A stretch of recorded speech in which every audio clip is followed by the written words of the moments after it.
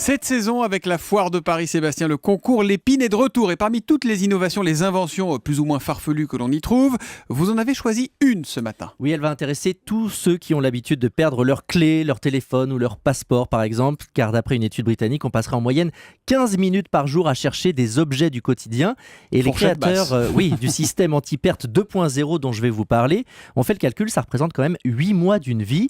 Et donc ces créateurs, ce sont d'anciens étudiants de l'école centrale de Paris qui ont inventé le Blue Bee. Alors ce Blue Bee, si on traduit, ça fait abeille bleue, ça ressemble à quoi? Alors pas du tout à une abeille, mais à une mini cassette audio. C'est sûr, ça ne fait pas high-tech comme ça, mais cet appareil électronique est accompagné d'une application pour vos smartphones.